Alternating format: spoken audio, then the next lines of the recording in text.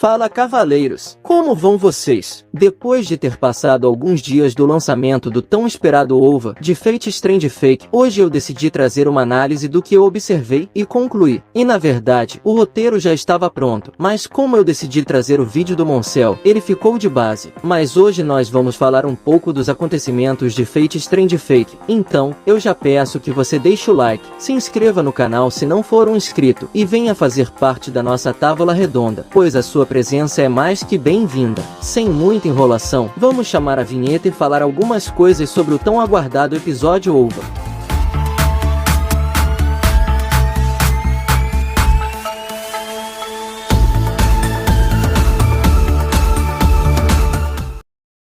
Depois de assistir ao tão esperado OVA, para ter uma noção de como será a adaptação desse nosso tão aguardado Fate Stay Fake, tirei algumas conclusões sobre ele e agora eu vou transmitir para vocês. Bom, esse OVA de certa forma foi muito importante porque ele pega todo um contexto geral do que tá rolando e do que vai rolar na história, misturando tudo isso com pitacos de mistério e ação. O que cá entre nós é legal pra caramba. Afinal, tem que ter mistério, porque é isso que prende a atenção do público e torna a história mais interessante. Esse OVA acaba sendo muito importante como introdução, pois ele começa apresentando a maior parte dos servos e dos mestres que vão participar da Guerra do Graal, que dessa vez ocorre nos Estados Unidos. E mesmo não tendo apresentado todos os espíritos heróicos, como Alcides por exemplo, o que é uma baita de uma sacanagem. Eu não tô louco! Enfim, me agradou bastante o que já pude ver como introdução, e embora não tenha visto o personagem que eu queria ver, eu e vocês também, já vimos alguns outros servos que vão ser importantes na história, e que nunca apareceram numa guerra padrão até agora, como Enkidu por exemplo. Mas uma coisa que eu não gostei muito em relação a esse Fate, é seus traços. Pois é, eu sei que eles estão tentando seguir o mangá, mas esses traços de Fate Stay Fake são meio estranhos. Eu acho que nesse sentido eles deveriam manter os mesmos traços dos outros Fates, mas isso é uma opinião minha.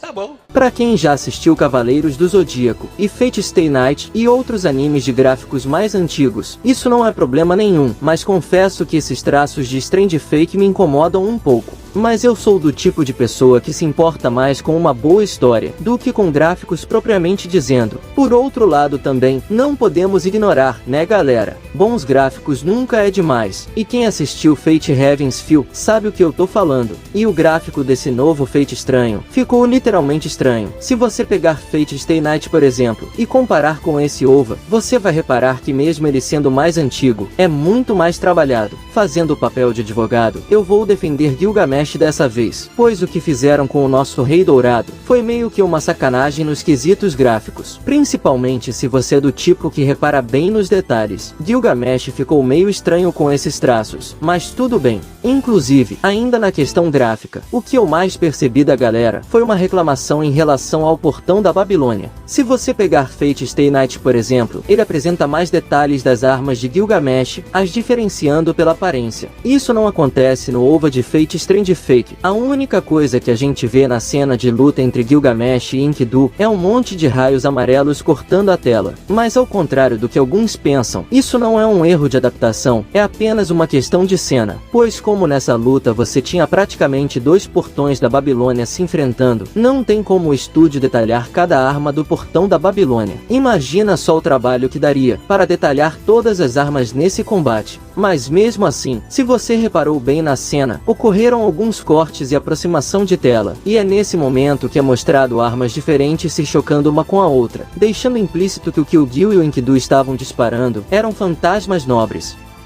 Bom, resumindo tudo para vocês, eu esperava mais em relação a algumas coisas. Acho que o tempo de tela da batalha foi muito curto, e o modo que ela aconteceu podia ter sido mais trabalhado, e vocês vão entender o porquê eu penso assim. Primeiro, embora o desenvolvimento e a forma como o roteiro desse OVA se desenrola seja misterioso e interessante, teve algumas coisas e assuntos que achei desnecessários, que só ocupou o tempo de tela. Algo que poderia ter sido deixado para explicar dentro do próprio anime, já que o mesmo foi anunciado sem uma data definida. Segundo, eu acredito que a maioria estava esperando a cena dos dois Enomelish se chocando. Eu achei que veria algo muito avassalador, mas o que foi que fizeram? No momento que os ataques se chocam, corte de tela.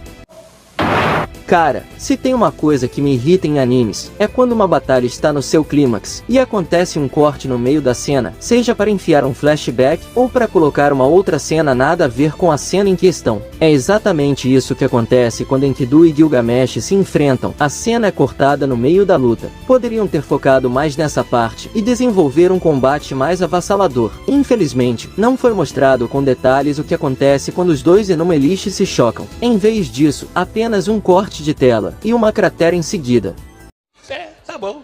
Mas vamos ver, talvez seja apenas uma preparação. Eu ainda tenho esperanças que o anime vai superar nossas expectativas. Afinal, Fate sempre é uma obra cheia de surpresas. Uma última coisa que eu queria ressaltar para vocês é a seguinte: se vocês assistiram esse OVA até o finalzinho, provavelmente vocês viram o Zelret, que é um dos magos mais fortes do Nasoverso. Na cena em que ele aparece em específico, ele é mostrado mexendo em um livro, mudando algumas páginas. O que o Zelret estava fazendo nessa cena é quase o mesmo que o Muncel consegue fazer no seu mundo virtual. Ele estava selecionando e olhando possíveis linhas de tempo e possibilidades do que estava acontecendo na guerra. Inclusive o rostinho da protagonista aparece no livro. Mas é claro, o que ele estava fazendo não é a mesma coisa, mas é basicamente quase o mesmo princípio. É só para vocês terem uma ideia do que eu falei no meu último vídeo. Esse Fate vai ser muito importante porque ele vai explicar algumas coisas sobre o Nasoverso. E sinceramente, depois de tudo que eu vi nesse OVA, eu tenho esperanças de que sim, vai ser um bom anime. E para mim, se fosse dar uma nota de 0 a 10 para esse OVA, devido aos diálogos e às cenas até então, eu daria nota 6. Não acho que foi ruim, mas também não superou o que estava esperando. Foi razoável em todos os quesitos gerais, embora tenha representado bem o que é uma guerra do Graal, onde mestres estão se preparando e se armando para um conflito brutal.